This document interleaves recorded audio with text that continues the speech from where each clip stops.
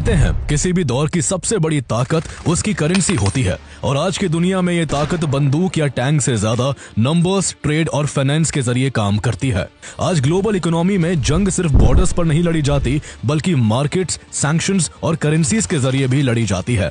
और इस पूरी इकोनॉमिक बैटलफील्ड के बीच एक करेंसी ऐसी है जो हर जगह सेंटर में खड़ी नजर आती है और वो है यूएस डॉलर। तेल खरीदना हो, देशों को कर्ज देना हो, इंटरनेशनल ट्रेड करना हो या किसी इकोनॉमी पर सैंक्शंस लगाने हो, हर रास्ता जाकर डॉलर पर ही खत्म होता है। यहाँ तक कि जब किसी देश की करेंसी कमजोर होती है तो कंपैरिजन भी डॉलर से ही किया जाता है। जब हम कहते हैं रुपी गिर रहा है तो असल में इसका मतलब ये होता है कि रुपी डॉलर के मुकाबले इतना कमजोर हो रहा है। इस तरह यूएस डॉलर ग्लोबल सिस्टम में मेजरिंग स्केल बन चुका है। लेकिन सवाल ये है कि आखिर ऐसा क्यों है? अगर हम हिस्ट्री में थोड़ा पीछे जाए तो आज जिस यूएस डॉलर को दुनिया की सबसे ताकतवर करेंसी माना जाता है, वर्ल्ड वॉर 1 से पहले तक उसका दायरा अमेरिका के भीतर तक ही सीमित था। इतना ही नहीं, 1913 तक अमेरिका के पास अपना सेंट्रल बैंक तक नहीं था और इंटरनेशनल ट्रेड में यूएस डॉलर की कोई खास भूमिका नहीं थी। यानी आज का फाइनेंशियल सुपर पावर उस समय खुद ग्लोबल सिस्टम के बाहर खड़ा था। तो फिर सवाल और गहरा हो जाता है कि जिस यूएस डॉलर का कोई ग्लोबल स्टेटस नहीं था, जिस देश के पास सेंट्रल बैंक तक नहीं थी, वही यूएस डॉलर कुछ दशकों में ही दुनिया की बैकबोन कैसे बन गया? डॉलर के पीछे आज ना गोल्ड है, ना कोई नेचुरल रिसोर्स की बैकिंग है, लेकिन फिर भी दुनिया की ज्यादातर करेंसीज, ट्रेड और रिजर्व्स इसी यूएस डॉलर के आसपास घूमते हैं। क्या ये सिर्फ अमेरिका की ताकत का नतीजा है या फिर उसका डॉलर एक ऐसे सिस्टम का हिस्सा बन चुका है जिससे बाहर निकलना अब प्रैक्टिकली इम्पॉसिबल हो गया है? कैसे अमेरिका ने उन देशों को घुटनों पर ला दिया जिन्होंने डॉलर को चैलेंज किया? आखिर कैसे वर्ल्ड वॉर 1 और वर्ल्ड वॉर 2 ने यूएस डॉलर को ग्लोबल करेंसी बनाने में अमेरिका की मदद की? आज हम ऐसे दौर में जी रहे हैं जहां पैसा एक क्लिक में ट्रांसफर हो जाता है, लेकिन हमेशा ऐसा नहीं था। यहां तक पहुंचने के लिए पैसे ने एक बहुत लंबा सफर तय किया है। ह्यूमन सिविलाइजेशन के शुरुआती दौर में ट्रेड बार्टर सिस्टम से होता था। बार्टर सिस्टम में कोई फॉर्मल करेंसी नहीं होती थी, बल्कि इसमें एक सामान के बदले दूसरा सामान मिल जाता था। जैसे किसी को आलू चाहिए होते तो वो गेहूं देकर आलू ले सकता था। ये सिस्टम तब तक ठीक था जब तक ट्रेड सीमित था और जरूरतें सिंपल थी। लेकिन जैसे जैसे ह्यूमन सिविलाइजेशन ने डेवलप करना शुरू किया, वैसे वैसे एक ऐसे मीडियम की जरूरत महसूस होने लगी जो यूनिवर्सली एक्सेप्टेड हो और वैल्यू स्टोर कर सके। इसी जरूरत से ट्रेड में कमोडिटी मनी की एंट्री हुई, जिसमें गोल्ड, सिल्वर और कॉपर जैसी चीजें व्यापार के लिए यूज होने लगी। इन चीजों की सबसे बड़ी ताकत ये थी कि लोग इन्हें एक्सेप्ट करते थे और फ्यूचर के लिए स्टोर भी कर सकते थे। इसके बाद मेटल कॉइन्स का कॉन्सेप्ट आया। 600 BCE के आसपास एनाटोलिया में लिडिया किंगडम ने लिडियन स्टेटर मिंट कराया, जिसे दुनिया की पहली ऑफिशियल कॉइन बेस करेंसी माना जाता है। ये कॉइन्स गोल्ड और सिल्वर के नेचुरल मिक्सचर से बने होते थे और उन पर सिंबल्स बने होते थे ताकि हर कोई समझ सके कि उनकी वैल्यू क्या है। इस तरह के कॉइन्स ने ट्रेड को आसान बनाया, लेकिन जैसे जैसे व्यापार कंट्रीज और कॉन्टिनेंट्स के बीच फैलने लगा तो कॉइन्स भी प्रैक्टिकल नहीं रह गए। भारी मात्रा में कॉइन्स को ढोना रिस्की था और लॉन्ग डिस्टेंस ट्रेड में सेटलमेंट स्लो हो जाते थे। इसी वजह से ट्रेडर्स ने गोल्ड एंड सिल्वर से बने कॉइन्स को सेफ जगहों पर जमा करना शुरू किया और बदले में उन्हें रिटन रिसीट्स मिलने लगी। धीरे धीरे यही रिसीट्स एक्चुअल ट्रेड में इस्तेमाल होने लगी और यही से पेपर मनी का आइडिया पैदा हुआ। दुनिया में सबसे पहले रियल पेपर मनी का इस्तेमाल चाइना में हुआ, जिसे 11th सेंचुरी में सोंग डायनेस्टी ने शुरू किया। इन पेपर नोट्स की सबसे बड़ी ताकत ये थी कि ये हल्के थे, कैरी करना आसान था, फुल्ली अथॉरिटी प्रूफ थे और बड़े व्यापार के लिए ज्यादा प्रैक्टिकल थे। चाइना से ये आइडिया धीरे धीरे यूरोप तक भी जा पहुंचा, लेकिन यूरोप में पेपर मनी को पूरी तरह अपनाने में काफी समय लगा। 1694 में बैंक ऑफ इंग्लैंड स्टैब्लिश्ड हुई और तब पहली बार ब्रिटिश पाउंड नोट छपने शुरू हुए, जिसे पाउंड स्टर्लिंग भी कहा जाता है। इसके बाद पूरे यूरोप में इसी करेंसी नोट में लेन देन होने लगा। इसके बाद 18th सेंचुरी में इंडस्ट्रियल रेवोल्यूशन का दौर आया, जब फैक्ट्रीज आई, मास प्रोडक्शन शुरू हुआ और इंटरनेशनल ट्रेड कई गुना बढ़ गया। यही से मॉडर्न बैंकिंग और ग्लोबल फाइनेंस की फाउंडेशन रखी गई। इसी दौर में ब्रिटिश एम्पायर दुनिया की सबसे बड़ी इंपीरियल पावर बन चुका था और उसकी कॉलोनीज एशिया, अफ्रीका और अमेरिका तक फैली हुई थी। ग्लोबल शिपिंग रूट्स, सी लेन्स और पोर्ट्स पर ब्रिटिश नेवी का कंट्रोल था, जहां ट्रेड रूट्स का कंट्रोल होता है वही करेंसी का इन्फ्लुएंस भी बनता है। इसलिए लंदन दुनिया का फाइनेंशियल कैपिटल बन गया और पाउंड स्टर्लिंग ने दुनिया पर अपना दबदबा बना लिया। लेकिन 20वीं सेंचुरी की शुरुआत में हुए वर्ल्ड वॉर 1 ने इस गेम को बदलना शुरू कर दिया। वर्ल्ड वॉर 1 ने ब्रिटेन की इकोनॉमी को गहरी चोट दी। वॉर का भारी खर्च, बढ़ता डेट और इंडस्ट्रियल स्लोडाउन ने पाउंड की स्ट्रेंथ को कमजोर कर दिया। ब्रिटेन पर युद्ध खत्म होते होते 7.8 बिलियन पाउंड्स का कर्जा हो चुका था, जो कि उसकी जीडीपी से लगभग 1.3 टाइम्स ज्यादा था। इसी बीच अटलांटिक के उस पार यूनाइटेड स्टेट्स नाम की एक नई ताकत उभर रही थी। वर्ल्ड वॉर 1 के दौरान अमेरिका ने यूरोप को भर भर के वेपन्स, रॉ मटेरियल और इंडस्ट्रियल गुड्स सप्लाई किए, जिससे यूरोप जहां डेटर बनता गया तो वही अमेरिका क्रेडिटर बन गया। यहीं से ग्लोबल इकोनॉमी का बैलेंस धीरे धीरे शिफ्ट होने लगा और पहली बार ग्लोबल ट्रेड में यूएस डॉलर उभरा, जो आने वाले समय में दुनिया की फाइनेंशियल हिस्ट्री को पूरी तरह बदल देने वाला था। अगर यूएस डॉलर के इतिहास को ब्रीफ में समझे तो ये ऑफिशियली 1792 में कॉइनेज एक्ट के जरिए अमेरिका की नेशनल करेंसी बना था।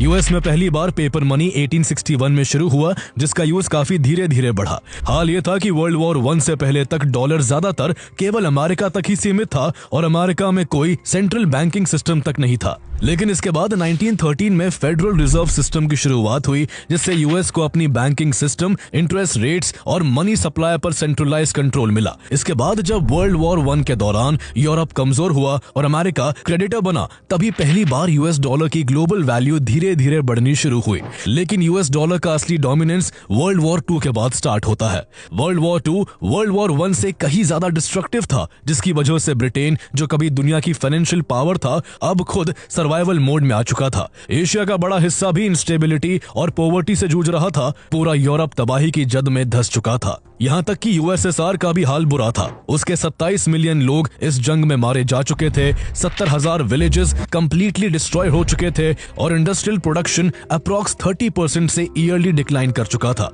पूरी दुनिया की इस बर्बादी के बीच केवल एक देश था जो युद्ध के बाद भी इंटैक्ट खड़ा था, और वो था अमेरिका। चूंकि अमेरिका सीधे तौर पर वॉर की लास्ट स्टेज में इन्वॉल्व हुआ था, इसलिए उसको ज्यादा नुकसान नहीं पहुंचा था। इसके उलट वॉर के दौरान अमेरिका की मैन्युफैक्चरिंग कैपेसिटी इतनी तेजी से बढ़ चुकी थी कि 1945 तक दुनिया के कुल इंडस्ट्रियल प्रोडक्शन का 50% से ज्यादा हिस्सा अकेला अमेरिका प्रोड्यूस कर रहा था। इतना ही नहीं, पूरी दुनिया के गोल्ड रिजर्व्स का 70% हिस्सा अकेले अमेरिका के कंट्रोल में आ चुका था और दुनिया की ज्यादातर बड़ी इकोनॉमीज अमेरिका की कर्जदार बन चुकी थी। अब युद्ध की तबाही के बाद यूरोप को रीबिल्ड करने के लिए कैपिटल चाहिए था, ट्रेड को रिस्टार्ट करने के लिए स्टेबल करेंसी चाहिए थी और इकोनॉमीज को संभालने के लिए एक भरोसेमंद सिस्टम चाहिए था। इसी पूरी सिचुएशन के चलते 1944 में अमेरिका के न्यू हैम्पशायर के ब्रेटन वुड्स में एक कॉन्फ्रेंस होती है, जिसमें 44 देशों के रिप्रेजेंटेटिव्स इकट्ठा होते हैं। यहाँ ब्रेटन वुड्स अग्रीमेंट होता है, जिसके तहत यूएस डॉलर को गोल्ड से लिंक किया जाता है और तब 1 आउंस गोल्ड की कीमत $35 तय होती है। इसके अलावा बाकी देशों की करेंसीज को डॉलर से पैक कर दिया जाता है, जिसके बाद यूएस डॉलर उस स्केल की तरह बन जाता है जिससे दुनिया की सारी करेंसीज को मेजर किया जाने लगा। इसी अग्रीमेंट के साथ इंटरनेशनल मॉनेटरी फंड IMF और वर्ल्ड बैंक नाम के 2 पावरफुल इंस्टीट्यूशंस बनाए जाते हैं, जहां IMF का काम करेंसीज को स्टेबल रखना और बैलेंस ऑफ पेमेंट्स क्राइसिस में कंट्रीज को लोन्स देने का था, तो वही वर्ल्ड बैंक का मकसद वॉर टॉर्न कंट्रीज की रीबिल्डिंग में मदद करना था। यूएस डॉलर को ग्लोबल करेंसी की तरह स्टैब्लिश करने के लिए यूएस ने बड़ी होशियारी से इन दोनों इंस्टीट्यूशंस की वर्किंग कैपिटल भी यूएस डॉलर करवा दी, यानी लोन्स भी डॉलर में दिए जाने थे और रीपेमेंट्स भी डॉलर में ही होने वाली थी। इसके चलते धीरे धीरे बहुत सी कंट्रीज की economies dollar based debt system में लॉक होती चली गई। 1948 में अमेरिका मार्शल प्लान के जरिए यूरोप को करीब $13 बिलियन की एड देता है, जिससे यूरोप की रीबिल्डिंग तो होती ही है, लेकिन साथ ही डॉलर का सर्कुलेशन पूरे वेस्टर्न वर्ल्ड में फैल जाता है। इन सब के चलते कुछ ही दशकों में global trade, foreign reserves, international loans और सेंट्रल बैंकिंग सबका बेस डॉलर बन जाता है। कंट्रीज अपनी करेंसी को स्टेबल रखने के लिए डॉलर रिजर्व जमा करने लगती हैं। इस तरह डॉलर धीरे धीरे ग्लोबल इकोनॉमिक सिस्टम की बैकबोन बन जाता है और officially US dollar global currency की पोजीशन हासिल कर लेता है। यूएस डॉलर के ग्लोबल करेंसी बनने के बाद कैपिटल, टैलेंट और टेक्नोलॉजी यूएस की तरफ फ्लो होने लगती है। अमेरिका मैन्युफैक्चरिंग, इनोवेशन और फाइनेंस का सेंटर बन जाता है। इसका असर यूएस स्टॉक मार्केट में भी देखने को मिलता है, जो बहुत जल्द दुनिया की सबसे बड़ी वेल्थ क्रिएशन मशीन बन गया। आज भी यूएस स्टॉक मार्केट पूरी दुनिया का सबसे बड़ा और सबसे स्ट्रॉन्ग मार्केट है। Apple, Meta, alphabet, Microsoft, Tesla, Amazon, Nvidia और नेटफ्लिक्स जैसी कंपनीज यही लिस्टेड है, जो टेक्नोलॉजी, एआई, ईवी और फ्यूचर ड्रिवन सेक्टर्स को लीड कर रही है। इन कंपनीज का बिजनेस सिर्फ यूएस तक सीमित नहीं है, बल्कि पूरी दुनिया में फैला हुआ है। इंडिया में भी ऐसी कई यूएस कंपनीज ऑपरेट कर रही है, यहां से रेवेन्यू जनरेट कर रही हैं, लेकिन उस ग्रोथ का डायरेक्ट बेनिफिट इंडियन इन्वेस्टर्स को नहीं मिल पाता। अगर पिछले 1 साल या 5 साल का India versus US market performance compare करें, तो कई फेजेस में यूएस स्टॉक मार्केट ने इंडियन मार्केट से बेहतर परफॉर्म किया है। इसी वजह से आज इंडियन इन्वेस्टर्स अपने पोर्टफोलियो को डाइवर्सिफाई करने के लिए इंडियन स्टॉक मार्केट के साथ साथ यूएस स्टॉक मार्केट में भी इन्वेस्ट करते हैं।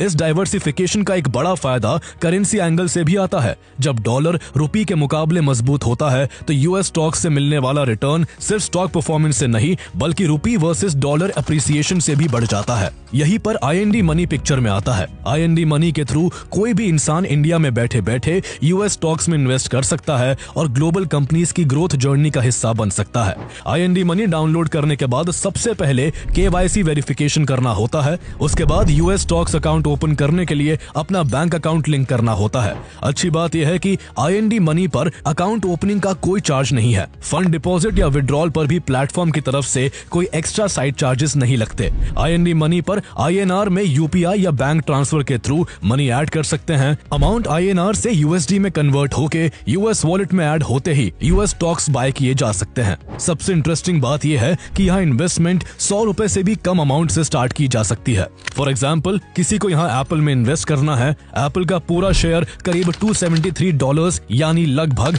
24,500 रुपए का है। ऐसे में सवाल उठता है कि कम पैसों में इन्वेस्टमेंट कैसे होगी। यही पर फ्रैक्शनल इन्वेस्टिंग फीचर काम आती है।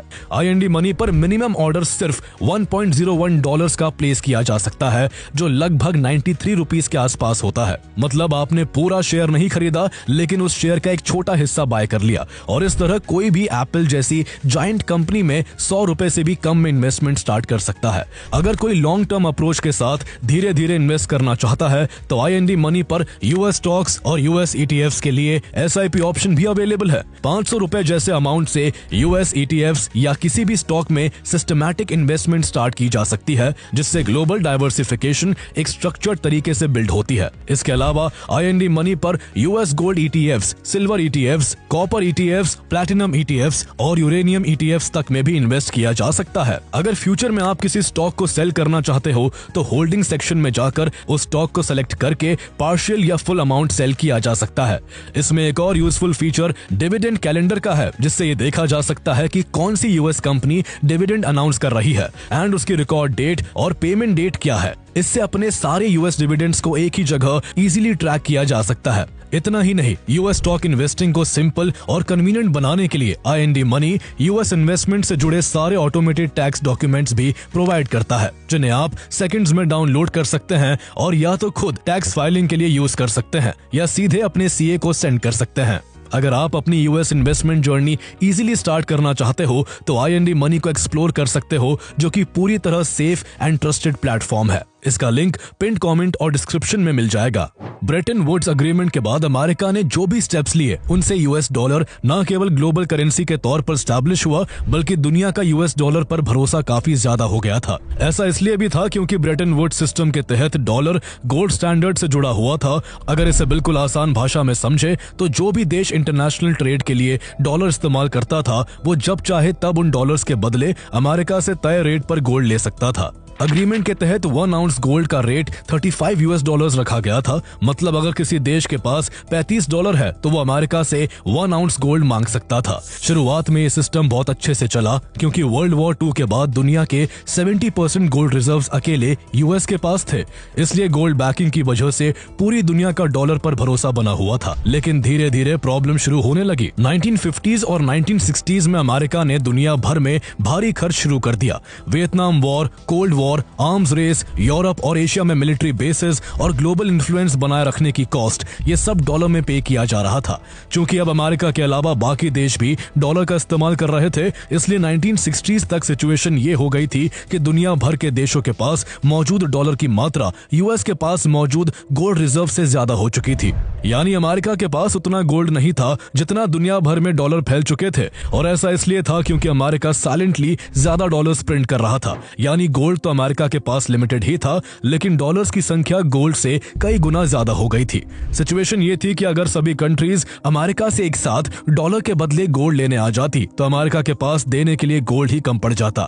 इसलिए अमेरिका के लिए ये एक बहुत बड़ी प्रॉब्लम खड़ी हो गई थी। काफी देश जो इंटरनेशनल ट्रेड के लिए यूएस डॉलर्स का यूज करते थे, वो अमेरिका से डॉलर्स के बदले गोल्ड लेने लगे थे, और ये बहुत तेजी से बढ़ रहा था, जिससे अमेरिका के गोल्ड रिजर्व तेजी से कम हो रहे थे। प्रॉब्लम केवल इतनी नहीं थी, एक खतरा यह भी था कि समय के साथ गोल्ड की मार्केट प्राइस $35 पर आउंस से ऊपर जाने लगी थी। ऐसे में अगर एक तरफ मार्केट में गोल्ड $40 पर आउंस पर बिक रहा हो और दूसरी तरफ अमेरिका $35 में इतना गोल्ड दे रहा हो, तो कोई भी अमेरिका से $35 में गोल्ड लेकर ओपन मार्केट में महंगे दाम पर बेचकर प्रॉफिट कमा सकता था, और इसमें घाटा अमेरिका का होता। इस तरह अमेरिका का गोल्ड कुछ ही समय में खत्म हो जाता। इसी खतरे को रोकने के लिए 1961 में अमेरिका ने 7 यूरोपियन कंट्रीज के साथ मिलकर लंदन गोल्ड पूल बनाया, ताकि गोल्ड की कीमत को $35 पर आउंस पर कंट्रोल किया जा सके। इसके बाद यूएस और उसके एलाइज मार्केट में गोल्ड की डिमांड को कंट्रोल करने के लिए मार्केट में अपना गोल्ड बेचते, ताकि गोल्ड की सप्लाई बढ़े और प्राइस नीचे जाए। लेकिन आर्टिफिशियल सप्लाई का यह एक्सपेरिमेंट ज्यादा दिन नहीं चला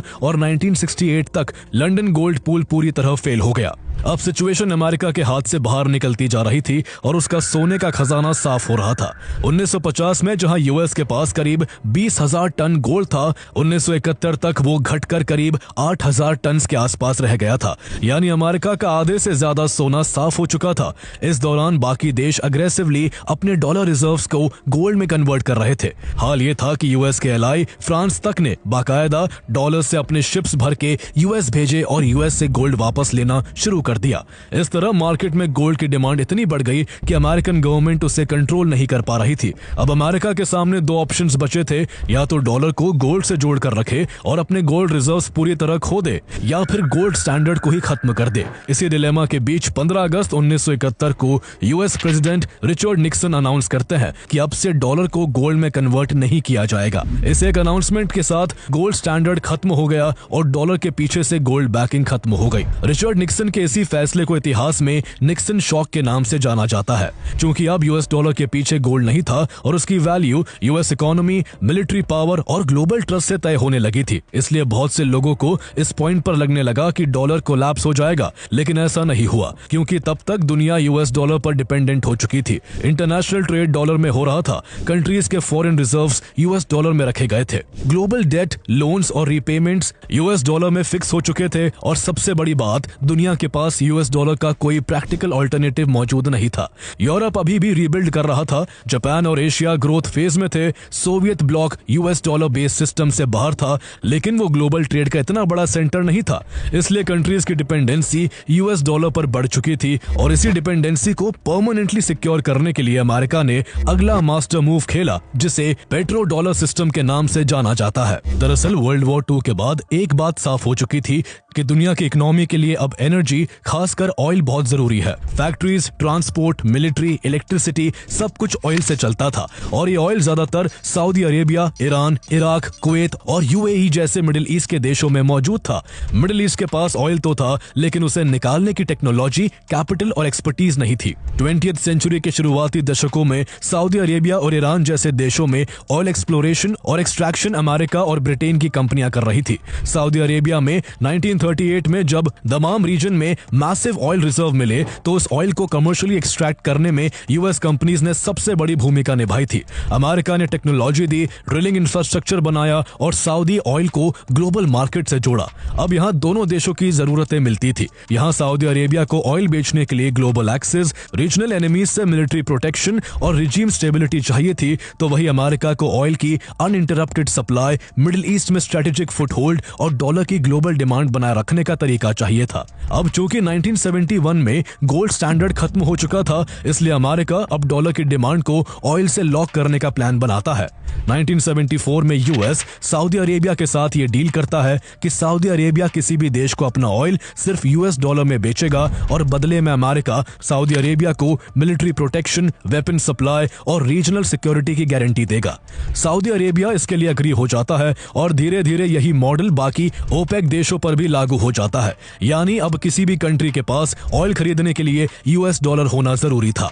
इसलिए चाहे वो इंडिया हो, चाइना हो, जापान हो या कोई भी यूरोपियन देश, उन्हें ऑयल खरीदने के लिए यूएस डॉलर रिजर्व बनाना जरूरी हो गया था। यही से यूएस डॉलर एनर्जी ट्रेड की कंपलसरी एंट्री पास बन गया और इसी को पेट्रो डॉलर सिस्टम कहा जाता है। पेट्रो डॉलर सिस्टम के बाद अमेरिका के हाथ में फाइनेंशियल कंट्रोल की पावर आ गई। अमेरिका ये डिसाइड करने लगा कि कौन ग्लोबल सिस्टम के अंदर रहेगा और कौन बाहर।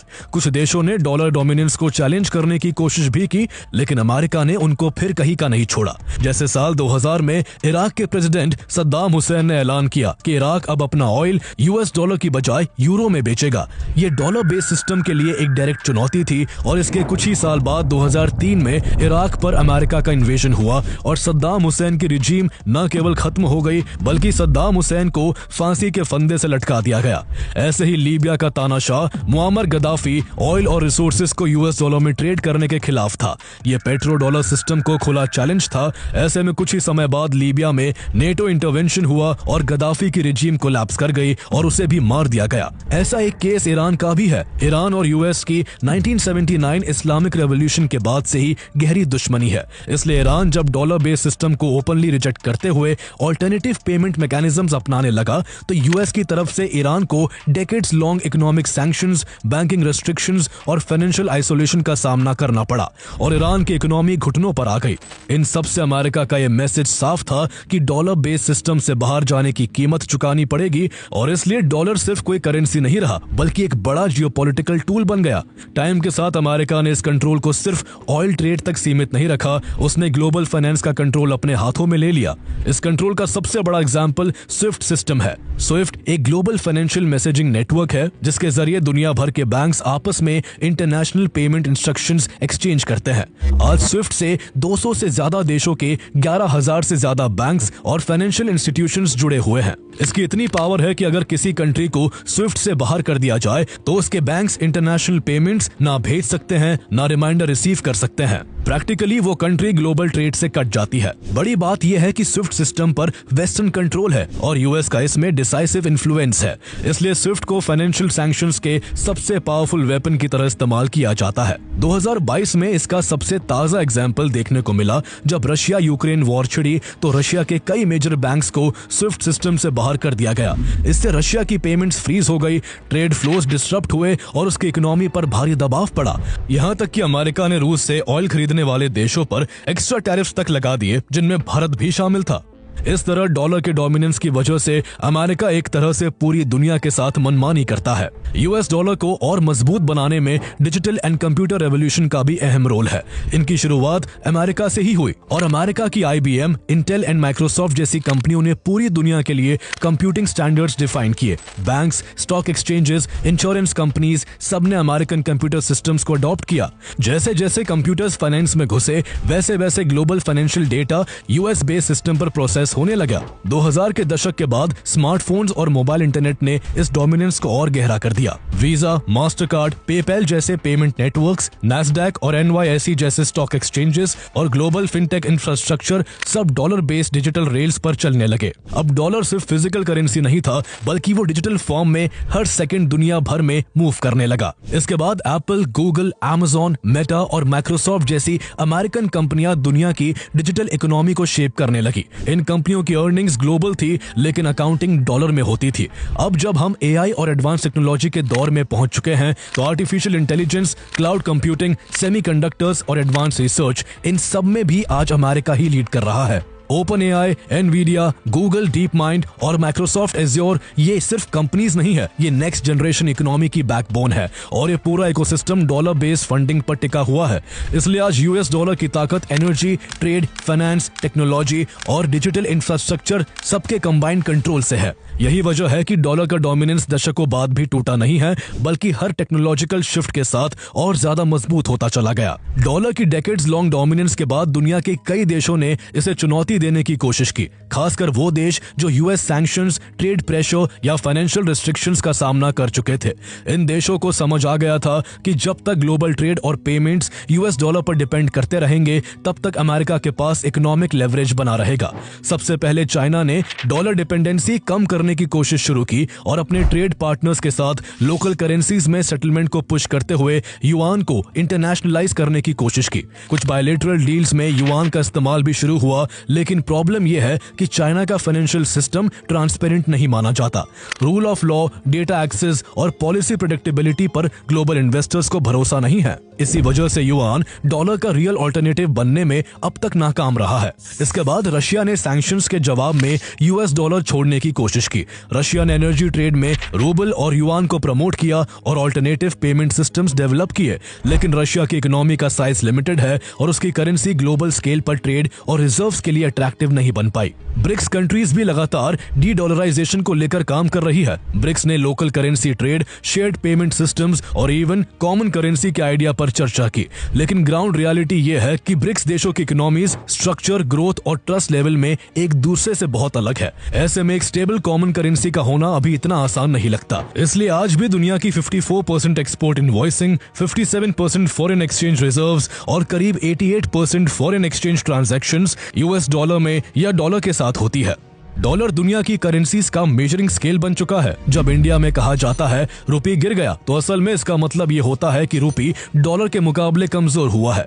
ठीक उसी तरह अगर जापान की येन या यूरोप का यूरो कमजोर होता है, तो कंपैरिजन हमेशा डॉलर से ही किया जाता है। इसलिए देखा जाए तो डी डॉलराइजेशन की बातें हेडलाइंस में तो स्ट्रॉन्ग लगती है, लेकिन प्रैक्टिकल लेवल पर डॉलर को रिप्लेस करना अब तक किसी के लिए पॉसिबल नहीं हुआ है। शॉर्ट टर्म में डॉलर डिपेंडेंसी को रिड्यूस किया जा सकता है, लेकिन डॉलर डोमिनेंस को पूरी तरह तोड़ना एक लंबी और मुश्किल प्रक्रिया है। यही वजह है कि भले ही डॉलर को चुनौती देने की कोशिशें जारी हो, लेकिन आज भी ग्लोबल ट्रेड, फाइनेंस और टेक्नोलॉजी का सेंटर यूएस डॉलर ही बना हुआ है।